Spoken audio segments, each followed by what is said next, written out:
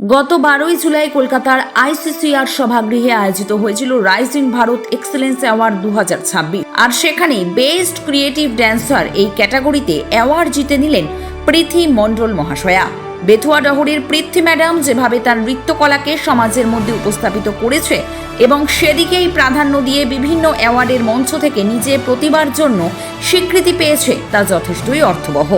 Rising Bharat excellence award যে তারপর প্রীতি ম্যাডামের সঙ্গে আমরা একান্তভাবে কথা বলে নিয়েছিলাম বং সিরিজ থেকে। বাড়ির সমর্থন থেকে শুরু করে বাবা মায়ের সহযোগিতা, এই সমস্ত কিছুই তাকে এগিয়ে নিয়ে চলেছে তার লক্ষ্য পূরণের তাগিদে। বর্তমান সমাজে যখন আমরা সংস্কৃতিকে ভুলে যেতে বসেছি, ঠিক সেই সংস্কৃতির অন্যতম গুরুত্বপূর্ণ উপাদান নৃত্যকে সঙ্গে করে এগিয়ে চলেছে প্রীতি মণ্ডল।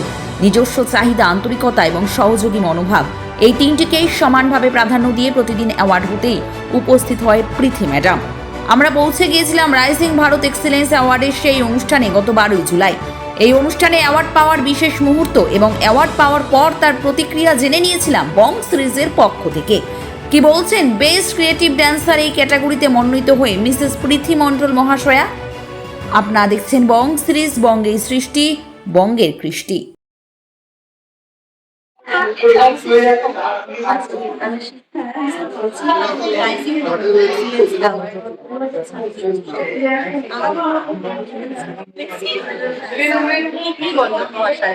সরাসরি আমরা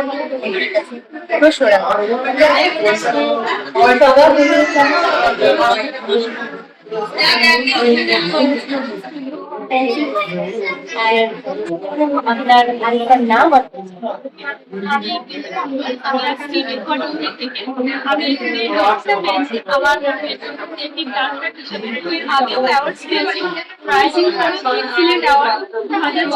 এই মঞ্চ আমাকে অনেক ভালোবাসা দিয়েছে, সেই সাথে আমি সম্মাননা পেয়েছি আমার গানের জন্য এবং তাই বলে আরো পরবর্তীতে এরকম সকলের ভালোবাসা এবং পাশে পাশে ধন্যবাদ জানাচ্ছি। সেই সঙ্গে যে আমার প্রতিটা মুহূর্তে এর আগে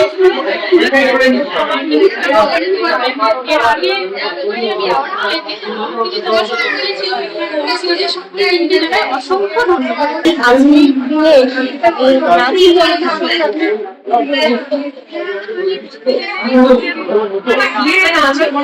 পড়াশোনার পাশাপাশি নাচের মধ্যে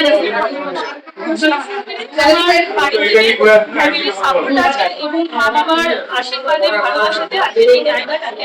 তো আমি মেয়ে হিসেবে এটা কখনো ফিল করিনি যে আমাকে আমার স্বপ্ন আমার মা বাবাকে কি রেখেছে, বলে রাখেন যে তুই তোর মতো স্বপ্ন সবাই তোর পাশে আছি।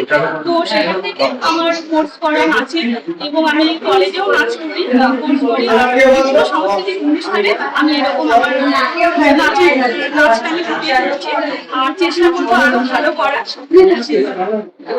রাইজিং ভারত এক্সেলেন্স অ্যাওয়ার্ড আজকে আপনার হাতে, তো কিরকম লাগছে যদি আরেকবার আমাদের দর্শকদের কাছে অ্যাওয়ার্ড সকলেরই ভালো লাগে, তো আমার ভীষণ এক্সাইটেড ছিলাম।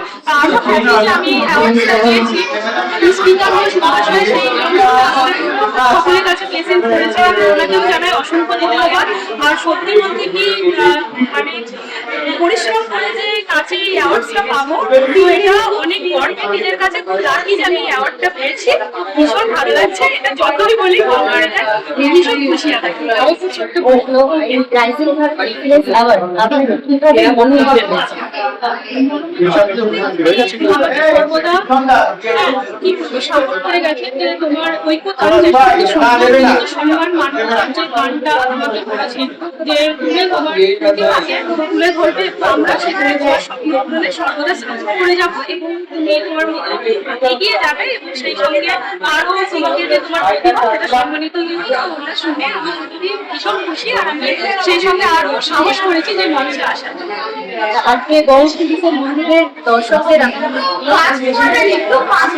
তো হোম সিরিজকে আমি এখন চিনি না, তো এর আগে আমি অনেকবার শো করেছি, আমার অ্যাওয়ার্ড শো ছিল। হোম সিরিজ শুরু থেকেই আমার পাশে আছে এবং হোম সিরিজের সকল টিম আমাকে প্রচন্ড সাপোর্ট করেছে এবং এখন পর্যন্ত হোম সিরিজের সাথেই আছি।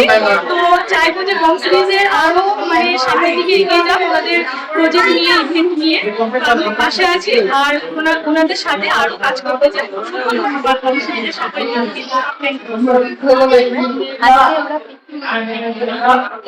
বেস্ট ক্রিয়েটিভ ডান্সার আর আজকে রাইজিং ভারত এক্সেলেন্স অ্যাওয়ার্ড হাতে পেয়ে আমাদের কাছে কিন্তু অনেক কিছু শেয়ার করলেন, তার অনেক ভাবনা আর ভালো লাগলো সঙ্গে থাকবেন। আমি শিল্পী নমস্কার।